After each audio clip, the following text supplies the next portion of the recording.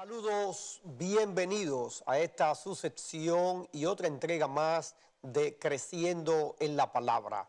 Desde la Iglesia Adventista del Séptimo Día de los Peregrinos, su servidor, el pastor Freddy Sánchez y el pastor Joel González, estamos en una entrega más. Es un placer volver con ustedes y en este momento nos gustaría que usted pudiera escuchar nuevamente al joven Norlan Mena, quien ha sido invitado para endulzar el estudio de la palabra con una pieza en su violín.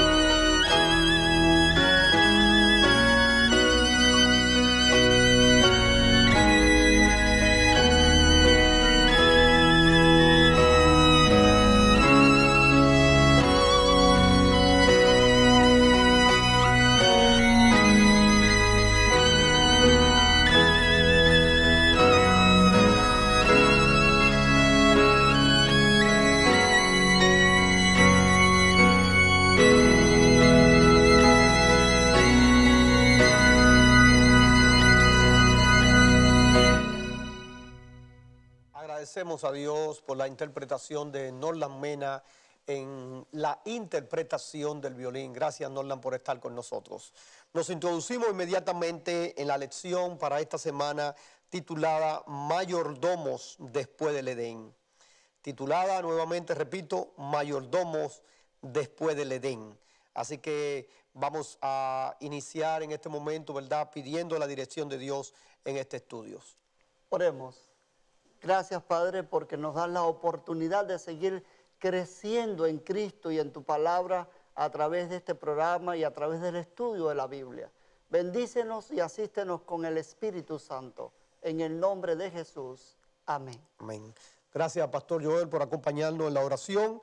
Y esta semana, esta sección creciendo en la palabra, intenta, Pastor, ayudarnos como mayordomos después del Edén. La expresión, me imagino, después del Edén, ya comienza a indicar después del pecado. Es decir, Adán y Eva, ¿verdad?, entrado en el pecado. Y es interesante que empieza memorizándonos, ayudándonos a tener en la mente la lección. Primera de Tesalonicenses, Pastor, 2:4, que dice, sino que según fuimos aprobados por Dios, para que se nos confiase el Evangelio, así hablamos, no como para agradar a los hombres, sino a Dios, que prueba nuestros corazones. Con ese versículo, Pastor, iniciamos.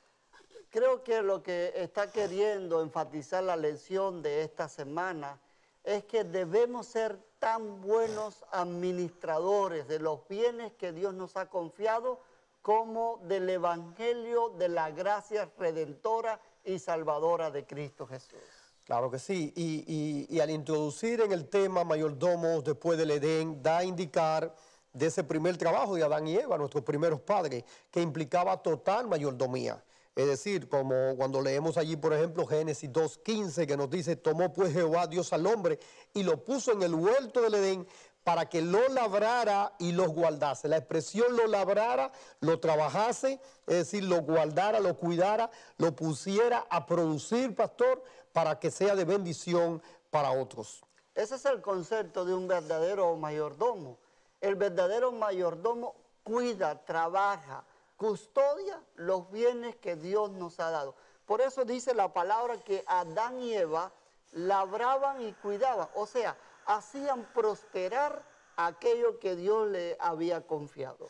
Esta semana también vamos a subrayar algo interesante, y es que vamos a observar más de cerca la definición de mayordomía, de mayordomo después de la caída. Es decir, luego de que nuestros primeros padres fueron expulsados del Edén, es decir, nosotros también somos mayordomos. Es decir, ya Adán y Eva murieron, ahora nos toca a nosotros.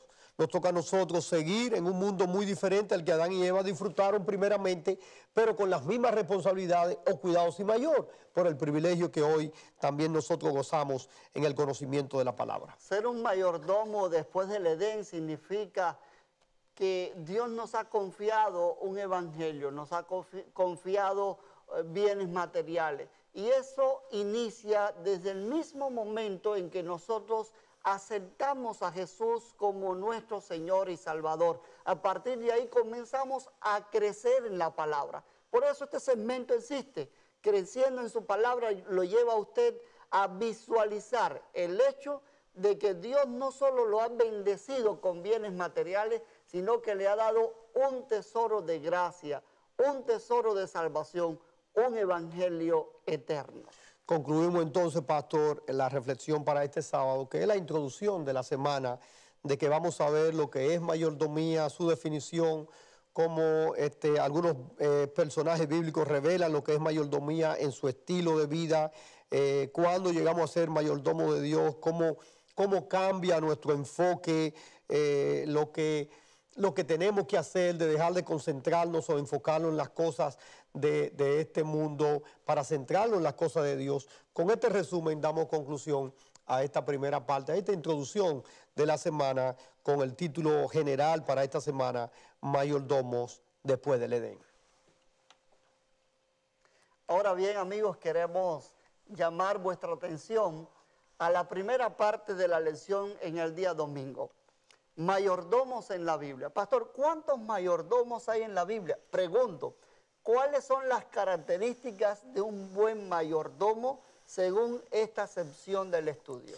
No hay duda de que en la mayoría de los casos esta palabra mayordomía proviene de la frase que hace referencia al que está sobre la casa, es decir, al que está a cargo del funcionamiento de una casa.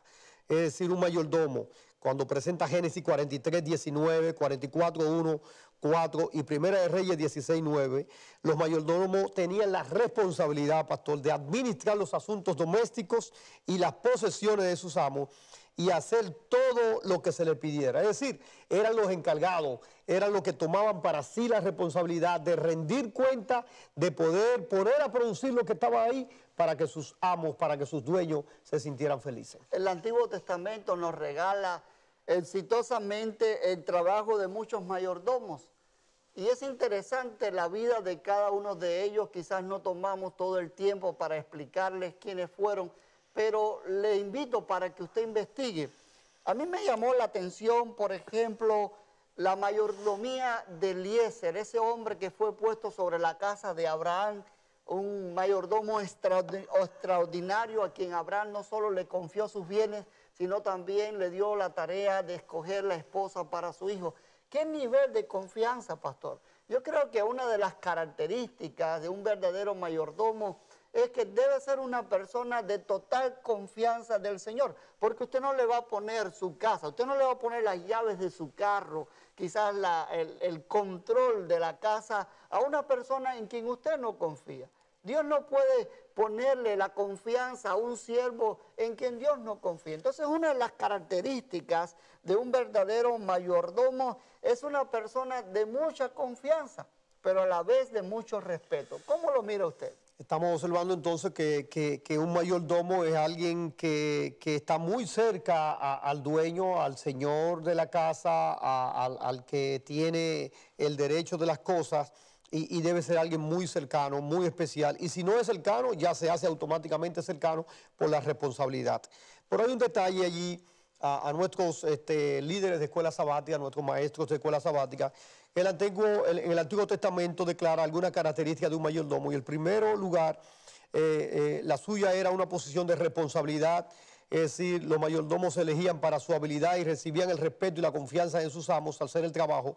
Y en segundo lugar, los mayordomos sabían que lo que le había sido confiado pertenecía a su amo. Es decir, eran simplemente mayordomos, administradores, no eran dueños. Y me llama la atención cuando uno piensa y reflexiona en el Salmo 24, dice que de Jehová es la tierra y su plenitud, el mundo y los que en él habitan. Es decir, el Salmo nos está diciendo, pastor, que usted y yo y los amigos que nos están escuchando somos dueños de nada.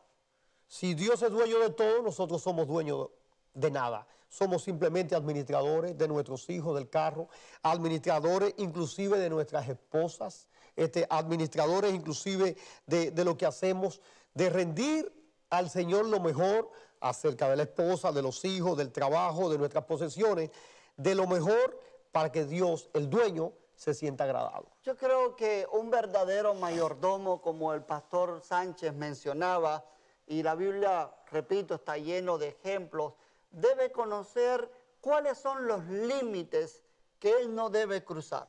Porque cuando un mayordomo cruza los límites que han sido establecidos por el dueño, ya pierde la confianza y automáticamente debe ser despedido. Yo he entrado a despachos de personas que me han dicho, tú no tienes que pedir permiso, pero uno tiene que saber dónde están los límites, cuáles son esos límites que usted nunca debe pasar. Ah, no, pero es una persona de mucha confianza, pero usted tiene que respetar porque él es el dueño. Usted no es el dueño, usted es un mayordomo. Usted está puesto para custodiar eso que se le ha confiado, sin embargo, el dueño piensa diferente. Entonces, hay mayordomos en la Biblia y hay un caso especial que se menciona acá que cruzó la línea de la confianza, cruzó la línea de la honradez, de esa confianza que debe ser puesta en el mayordomo. De eso quiero, pastor, que usted nos comente un poquito. ¿Cuál fue el problema de este hombre y por qué él cruzó esa línea? No hay duda de que estamos hablando de Sedna, ¿verdad?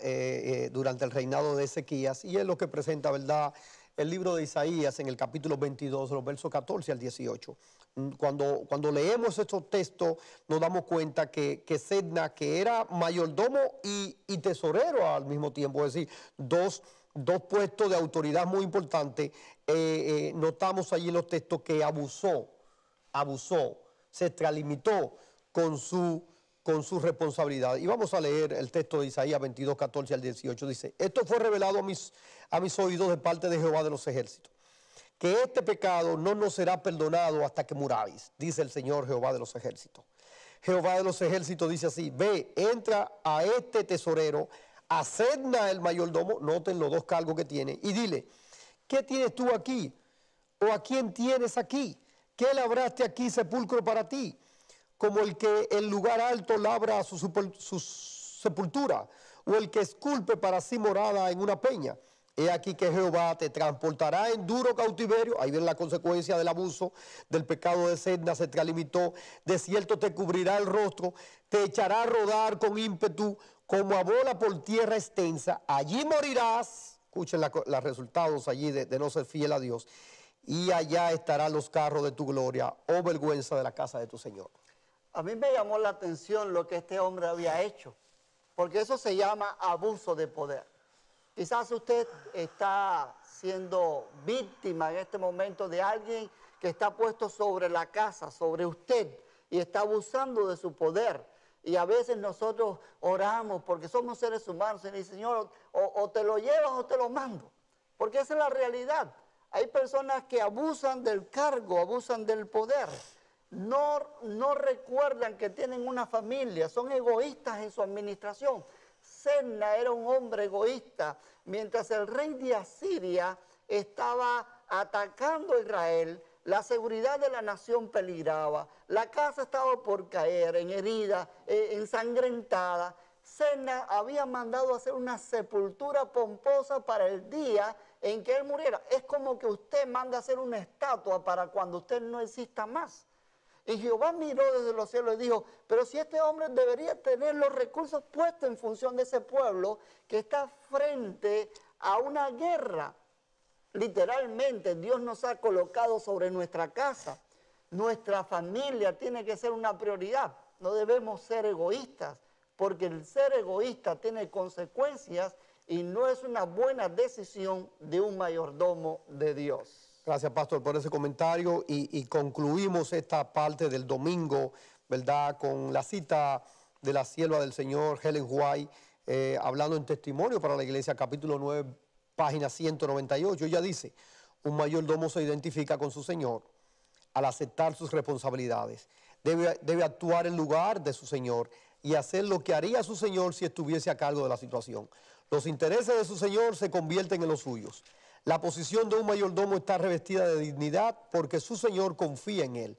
Si en alguna cosa actúa egoístamente y se aprovecha de las ventajas obtenidas al negociar con los recursos de su Señor, como le pasó a Sedna, ha pervertido la confianza con lo que ha sido investido.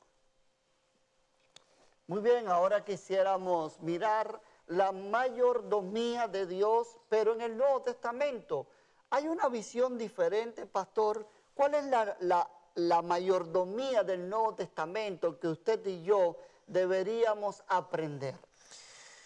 Qué bueno es saber de que estábamos en el Antiguo Testamento, ahora la lección nos lleva al Nuevo Testamento, y hay dos palabras básicas de mayordomía en el Nuevo Testamento que son epítropos, que aparece 3 veces, y oikónomos, que se presentan 10 veces. Ambas palabras, pastor, describen puestos que incorporan responsabilidad administrativa que el propietario le confía al mayordomo. Pero aún más, en el Nuevo Testamento, es decir, como en el Antiguo Testamento, los mayordomos se definen por lo que hacen. Lo que estamos introduciendo aquí es que mayordomía, pastor, no es solamente teoría, es un asunto de vida práctica, es un asunto de realidad. El tiempo nos dice si estamos haciendo buena mayordomía con nuestros hijos, con nuestra familia, con nuestro trabajo. Es decir, si usted coloca un proyecto allí, ver cómo avanza ese proyecto. Se define si lo está administrando bien. Y por eso en el Nuevo Testamento el Señor quiere llevarlo a nosotros, y luego vamos a tocar allí esa parábola, me imagino que usted la va a tocar, y es la parábola del mayordomo infiel, en el hacer. ¿Cómo lo ve usted, pastor, ese asunto? Evidentemente, y aquí hay un aspecto a destacar en esta parte de la mayordomía del Nuevo Testamento, y es que estamos llamados a rendir cuentas delante del Señor, delante de Dios. Aquí se nos cuenta en el capítulo 16 del Evangelio según San Lucas a un hombre que es un desastre, Este tipo es un estafador, en pocas palabras, hace fraude. Sin embargo, un día el Señor dijo, déjame ver cómo están las cosas. Y dice el texto bíblico que este hombre tenía un mayordomo que fue acusado de derrochador. En otras palabras, el hombre se había aprovechado, había tomado lo que no le correspondía, era infiel en todo el sentido de la palabra. Y allí, que la parábola termina contando la astucia de la cual se vale para salirse con, quizás, para decir de alguna manera, exitoso. Y eso le llamó la atención porque fue a donde él sabía que habían personas que le debían al Señor. Y por ejemplo le dijo a uno, si le debes 100 libras de arroz al Señor, a partir de ahora le vas a pagar solamente 20. ¿Qué buscaba este? Buscaba deshonrosamente congraciarse para que el día que el Señor le cortara literalmente el agua y la luz, tener entonces un refugio seguro a través del cual seguir viviendo o alimentando su casa. ¿Cuál es el llamado, pastor, que Dios nos hace al contarnos esta parábola? No hay duda, pastor, de que la lección nos está llevando a nosotros como líderes de iglesia, maestros, ancianos, pastores, y nos introduce unos 3 textos poderosos que nos ayudan a nosotros a reflexionar sobre esa parábola y a entender hoy la realidad de lo que hacemos en la iglesia en la cual servimos. Esta es la iglesia de Dios. Dice 1 Corintios capítulo 4, versos 1 y 2. Así pues, tengamos los hombres por servidores de Cristo y los administradores de los misterios de Dios. Ahora bien, se requiere que de los administradores cada uno sea hallado fiel. Tito 1:7 nos dice, porque es necesario que el obispo sea irreprensible como administrador de Dios, es decir, como mayordomo de Dios, no soberbio, no iracundo, no dado al vino, no pendenciero, no codicioso de ganancia deshonesta. Y un último texto, pastor, que nos añade allí, 1 de Pedro 4:10, cada uno según el don que ha recibido. Ministrelo, es decir, administrelo, haga buena mayordomía a los otros como buenos administradores de la multiforme gracia de Dios. Es decir, el Señor, pastor, no le está pidiendo a nadie de más. El Señor no le está pidiendo a otro mucho y a este poco porque se le antoja. El Señor le está pidiendo de acuerdo a lo que ha recibido. Por eso en el Antiguo Testamento, en Deuteronomio, nos presenta allí la palabra de Dios un detalle importante, y es que cada uno debía traer lo que había recibido. Y el salmista así lo presenta también. De lo recibido de tus manos, Señor, eso te damos. Para resumir esta parte, amigos, creo que el sentido de la mayordomía está en el concepto de servicio. Dios nos colocó como servidores del pueblo. Estamos llamados a servir. Alguien dijo estas palabras que me llamaron poderosamente la atención. Quien no vive para servir, no sirve para vivir. No importa cuántos títulos tú tengas, Dios nos ha llamado a servir a nuestra casa, a servir a nuestra iglesia, a servir a nuestra familia, pero de manera fiel a Él.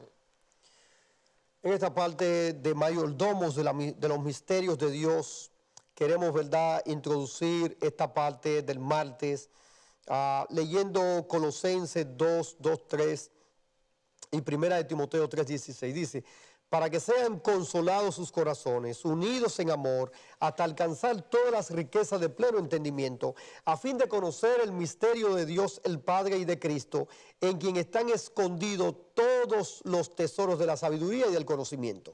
Y el otro texto está en 1 de Timoteo 3:16. Es indiscutiblemente grande es el misterio de la piedad.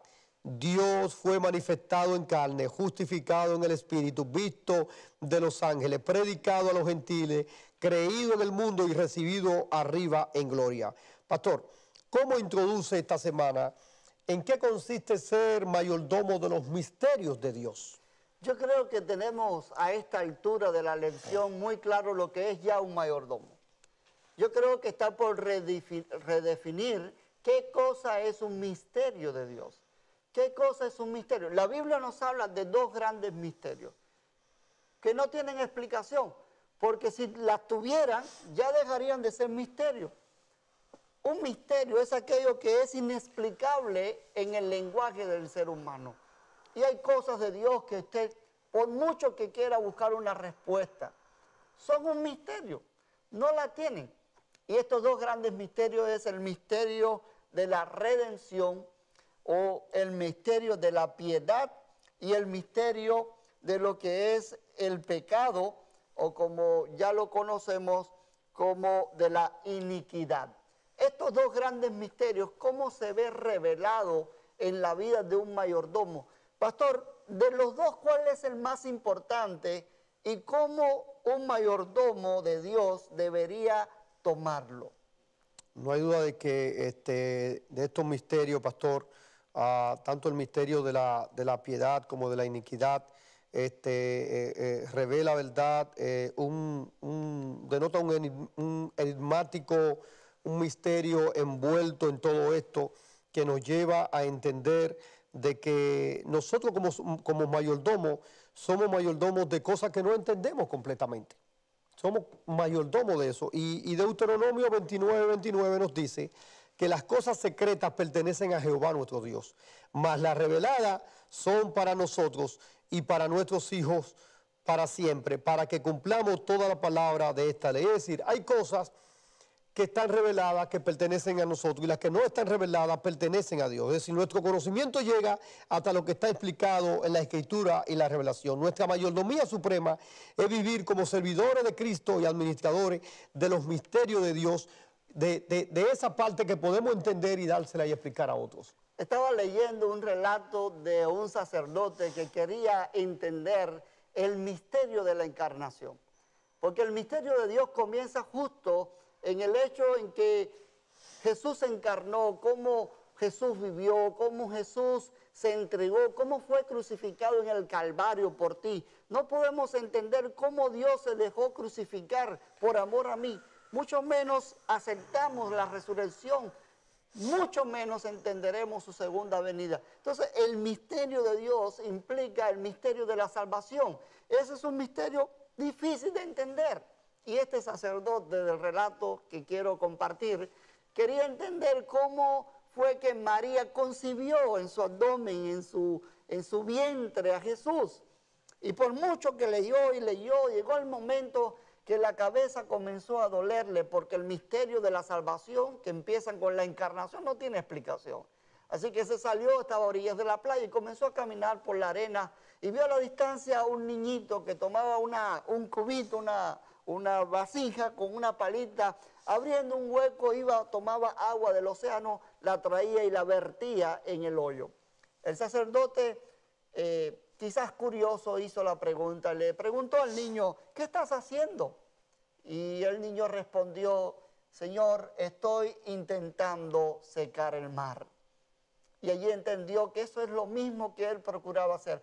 ¿Cómo entender el misterio inexplicable de Dios, el misterio infinito de la redención con una mente finita? Lo único que podemos hacer es aceptar el misterio de Dios y dejar lo que no entendemos, pero no es racional. No, por eso existe la fe, porque la fe acepta lo que nosotros quizás no podamos comprender en palabras. La fe no opera, no va de la mano con la razón. La fe supera la razón y el misterio de la salvación te supera.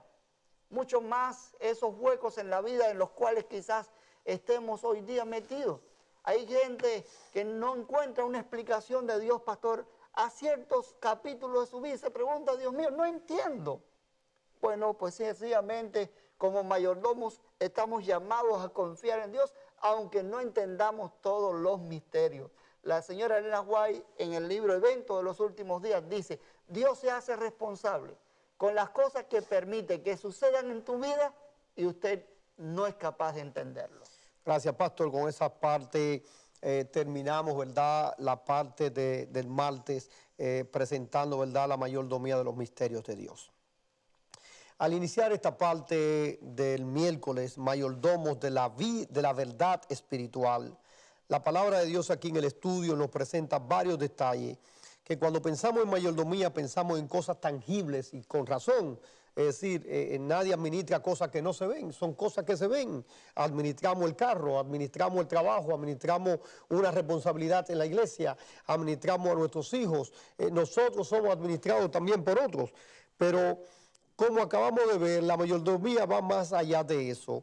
Al igual que las posesiones tangibles, los dones intangibles también provienen de Dios. Y estos bienes intangibles son posesiones espirituales que Dios nos da. Es decir, todos esos dones, aunque no se ven, también son administrados, como es el tiempo, como son los dones y talentos, como son los tesoros, como es la misma tierra, todo lo que es la parte del ecosistema deben ser administrados.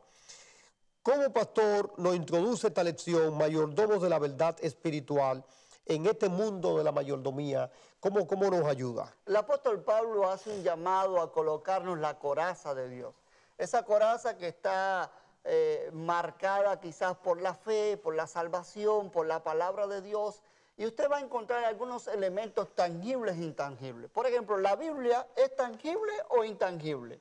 Es tangible. Es tangible, pero tiene en su interior tesoros intangibles. La salvación es intangible. Usted no la puede tocar, no la puede quizás correr, ojear. Usted no puede quizás palparlo, pero la salvación es intangible. Y Dios nos está llamando a través de esta lección a ministrar esa parte que no podemos ver con nuestros ojos, pero la fe debe ser bien administrada. Hay gente hoy día que está dejándose drenar en la fe por causa de algunos asuntos que le preocupan. Hay situaciones que quizás de familia, de matrimonio, a usted ya nos está escuchando en este momento, posiblemente usted ya, pastor, es muy fácil hablar de ese asunto, pero es difícil vivirlo y practicarlo. Yo te puedo entender porque yo soy un ser humano. Lo que Dios está diciendo es confía en Él. Administra lo que puedas administrar y lo que no puedas, déjelo en las manos de Dios, porque al final Dios hace el querer como el hacer por su buena voluntad. Lo más importante de todo esto, pastor, y con esta parte concluimos, con este comentario concluimos, ¿verdad?, esta sección, y es que nuestra redención está administrada. Amén. El mayordomo de nuestra redención es Jesucristo. Amén. Es decir, damos gracias a Dios que nuestra redención ya fue pagada. Y para eso entonces podemos ser libres, podemos ser perdonados, podemos ser salvos, gracias a que hubo alguien que administró nuestra redención, que se dio, que pudo administrar también su vida para que nosotros pudiéramos ser salvos en Cristo Jesús. La siguiente parte que nos lleva a la lección es entender nuestra responsabilidad como mayordomos.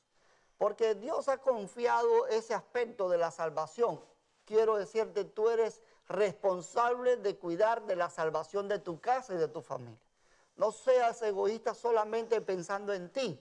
Cuando tomes la Biblia, no lo hagas pensando únicamente en ti. Dios te ha puesto a ti por cabeza espiritual. Tú eres responsable de que tus hijos también un día se sienten, de que tus hijos también vayan a los pies de Jesús y aprendan de los misterios de la salvación de Dios. La salvación debe ser bien administrada, pastor.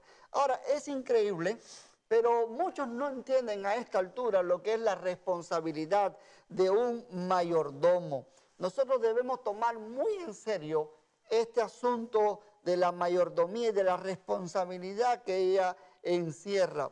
Un mayordomo sabio no es aquel que solamente habla de la fe, sino que vive en fe.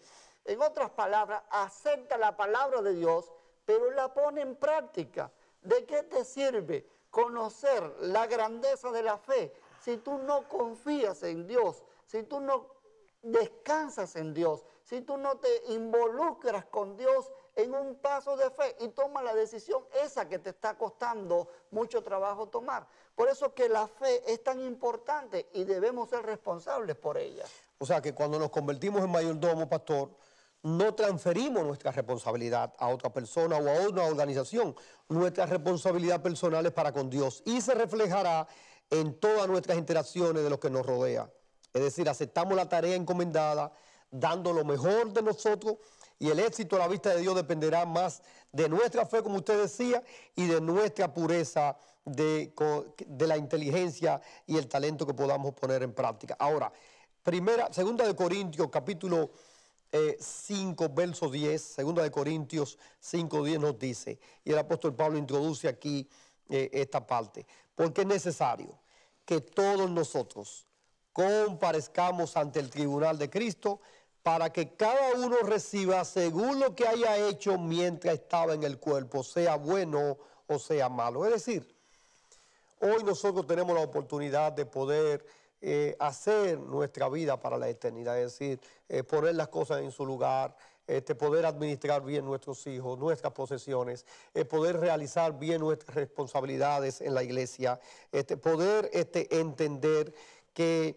la vida de mayordomía, la vida del liderazgo es de servicio, es del hacer más que el ser, es una vida práctica, es una vida de poder entender las cosas. Una vez un predicador, pastor, que mientras tocaba el tema de mayordomía y motivando a los miembros para poder construir una mejor iglesia que necesitaban tener, el predicador le decía, hermanos, le tengo buenas noticias. Ya tenemos todo el dinero de la construcción. Y los hermanos dijeron, amén. Y entonces hubo uno de la congregación, pastor, ¿y de dónde viene ese dinero? ¿Dónde está? Y entonces el pastor le dijo desde el púlpito, hermano, lo tenemos todos en nuestro bolsillo. Amén. Y esa es la realidad. O sea, nosotros tenemos que tener una vida práctica. Si todos nos reunimos como iglesia, como líderes, si todos, aún hasta en nuestra misma comunidad, a veces queremos dejarle la cosa al gobierno. Queremos que las agencias, que otros hagan, pero en nuestras propias comunidades, en nuestra propia vecindario, podemos también contribuir a tener un mejor vecindario, un mejor lugar, si todos cooperamos. Y entonces es interesante que la ilustración nos lleva a entender que necesitamos ser mayordomos realistas, donde tengamos un compromiso real, no solamente quizá en el diezmo o la ofrenda, sino en todos los ámbitos de la vida, en lo que tiene que ver con los dones y con los talentos, en lo que tiene que ver con el tiempo, que es tan importante, en lo que tiene que ver con cuidar todo el ecosistema, la tierra, todo es lo que el Señor quiere que nosotros podamos ser. Recordaba un pensamiento mientras el pastor Sánchez tenía esta linda explicación para nosotros, que decía, no te preocupes por las cosas que no entiendas de la Biblia, preocúpate por lo que entiendes y no estás practicando. Esto nos debe llevar a una reflexión. ¿Estoy viviendo a la altura del mayordomo que Dios quiere que yo sea en mi iglesia, en mi casa, en mi comunidad? ¿Tengo el impacto de Dios y la aceptación de Dios en los demás?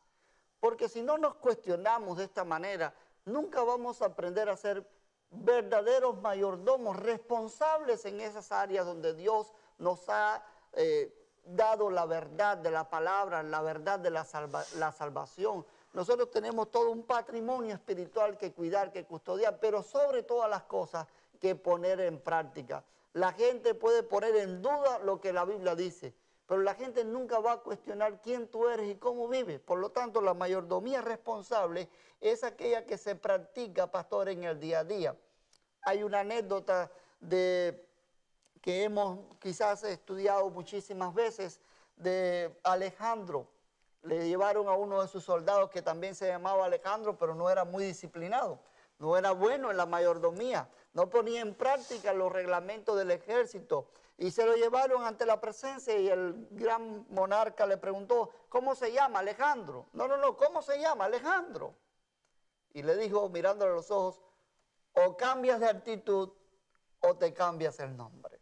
Si tú dices ser un mayordomo de Dios, Dios te va a preguntar, ¿lo estás haciendo bien? ¿Estás tomando en serio la responsabilidad? Porque de otra manera tendrá que desheredarte del todo. Con esta palabra, pastor, introducimos ya a la parte de reflexión del viernes y hay varias preguntas que necesitamos dialogar, que el maestro tiene que estudiar, que necesitamos como líderes de clase poder compartir y que todos nuestros amigos de las redes sociales necesitan también entender. En primer lugar, el de asumir la responsabilidad de comer el fruto prohibido, es decir, ¿qué le dijo Adán a Dios cuando éste le preguntó qué le había hecho?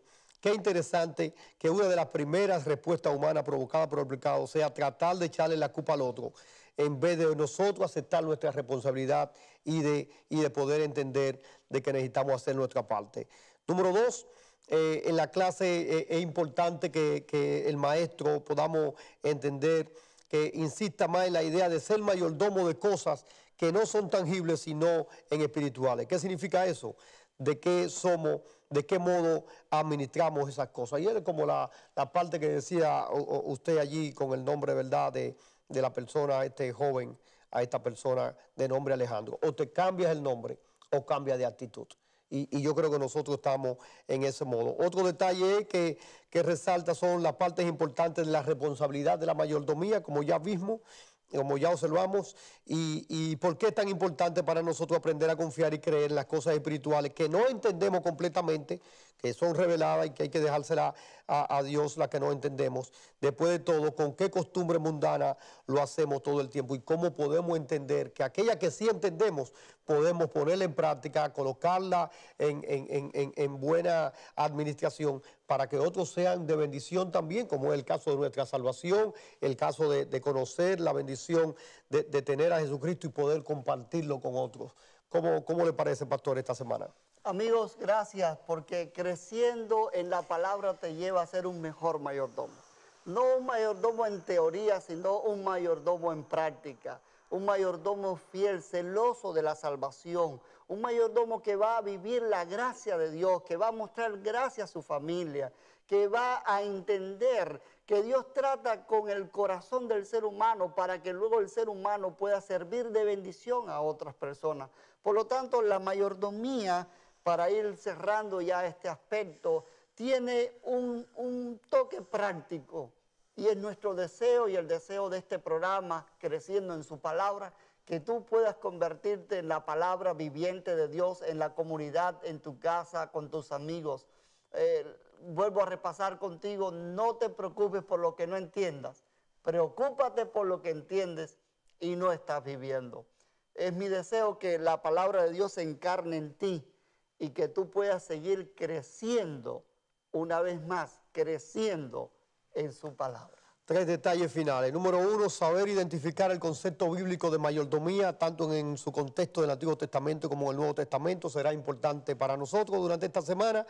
Número 2, sentir un llamado personal a la mayordomía dentro del perfil de sus condiciones de vida.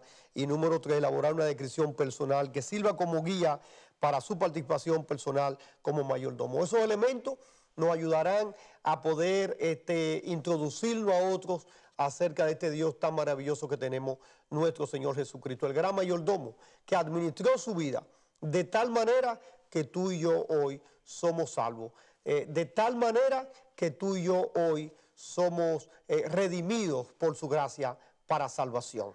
Antes de venir acá encontré una frase que decía: sé cuidadoso cómo vives porque tal vez tú seas la única Biblia que muchos alcancen a leer. Por lo tanto, sé un mayordomo fiel de Dios. Es el deseo nuestro, de nuestro ministerio, que la bendición de Dios repose en ti.